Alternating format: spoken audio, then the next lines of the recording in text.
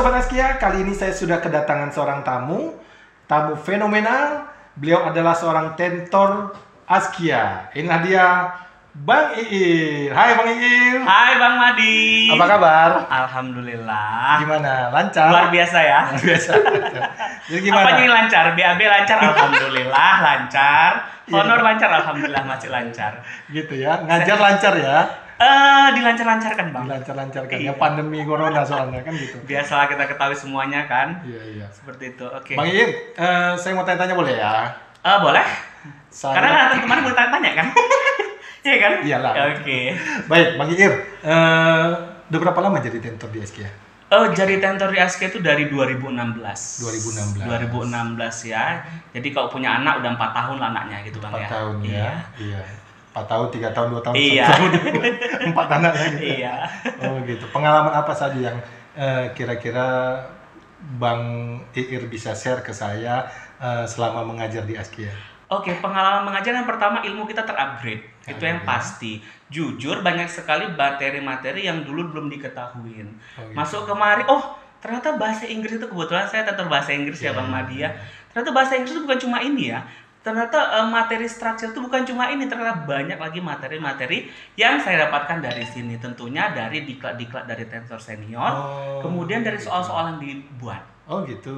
Itu yang pertama, upgrading ilmu. Nah yang kedua Bang Madi, di Askia ini yang saya dapatkan ialah saya banyak jalan-jalan. Jalan-jalan. Iya, dari Askia. Bayangin Bang, kapan lagi bisa jalan-jalan gratis ke Makassar? Wow. Kalau bukan tentor di Askia, gitu. Itu merupakan pengalaman yang luar biasa. Iya. Jadi itu tahun 2017 Askia buka kelas di sana.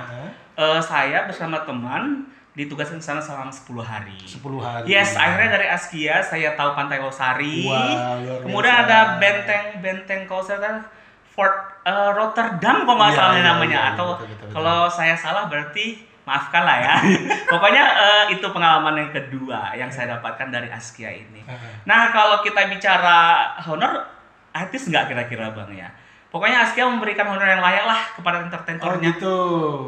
Dibanding ya, saya kan kalau mengajar sudah lama Bang ya. Oh gitu. 2009 saya wisuda, saya sudah mulai ngajar di beberapa bimbel, beberapa sekolah. Askia merupakan bimbel yang memberikan penghargaan kepada tentor-tentornya. Kalau karena dilihat dari tingkat kesejahteraannya lebih bagus. Iya, lebih bagus, Ya. lebih bagus Oke, dibanding siap. yang lain lah seperti itu Bang. Oke. Nah, itu kayaknya sudah mengcover ya Kalau semuanya ya. Iya. Mantap, luar biasa sekali Bang Iir. Terus selanjutnya Bang Iir dalam mengajar ini kan tentu ada suka, duka gitu. Nah Oke. saya mau mulai dari sukanya dulu deh. Kan gitu. Kalau sukanya di Askia ini yang pertama itu tadi kembali ke penghargaan Askia kepada kita, honornya itu dibilang fantastis, ya kan? Jalan-jalan. Jalan-jalan. Kemudian suka yang kedua jalan-jalan, suka yang ketiga kebanyakan siswa itu antusias. Semangat sekali. Jadi ya. karena siswa semangat, otomatis kita kan nggak mau kalah dong keilmuannya ya. Kita semakin mengupgrade Nyambung diri kita. semangatnya ya. Bener. Oke. Dibandingkan ketika kita ngajar, misalkan kita ngajar di sekolah nih ya. Beberapa siswa ada yang nggak suka bahasa Inggris. Kemudian ya mereka tak memperhatikan. Tapi kalau kita lihat siswa-siswa Askia, terutama kebetulan Bang saya 2 tahun ditempatkan di Sibolga ya, di Sibolga Pandan. Dasar si Bolga. Iya, pokoknya udah kemana-mana Bang ya. Kalau untuk Sumatera Utara hampir semua Iya, gitu ya kan. Nah, biasa. jadi minat belajar siswa itu memang sangat-sangat besar, Luar biasa, sangat-sangat ya. tinggi gitu. Jadi semakin mereka banyak bertanya, jadi kita juga harus mengupgrade diri Upgrade, kita. iya, betul. Itu sukanya. Semakin berilmu lah berarti. Benar, ya. semakin berilmu kita. Itu sukanya. Dukanya. Belum ada sih Bang. Belum ada. Paling ya? gini Bang ya, paling dukanya gini. Misalkan nih, setelah ujian. Setelah ujian mereka ujian biasanya bulan 7. Ya kan bulan 7 itu biasanya kelas nggak ada. Nah, paling itu doang sih. Itu doang dukanya manusiawi lah Bang ya. Jadi kalau kelas sedikit ya jadwal sedikit. Iya, betul. Kembali ke situ lagi sih dukanya. Kalau yang lain-lain sih nggak ada. Tapi tetap lebih banyak sukanya ya. Lebih banyak sukanya. Sukanya 3, dukanya hampir nggak ada lah. Bisa dibuang lah itu Bang ya.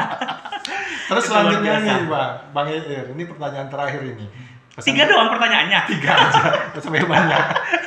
Nanti kalau banyak-banyak, tapi malam kita di sini ya kan. Nggak siap-siap Nggak obrolan kita siap-siap Bang obrolan. ya. Oke. Oke, yang terakhir Apa nih Bang Bang? Iir. Yang terakhir itu kira-kira apa yang bisa Bang Iir sampaikan pesan kali kan kepada seluruh siswa-siswa di Indonesia untuk meraih kesuksesan dalam bidangnya yang mereka inginkan. Seperti itu. Benar. Pertanyaan bagus sekali Bang Madi ya, luar biasa pertanyaannya.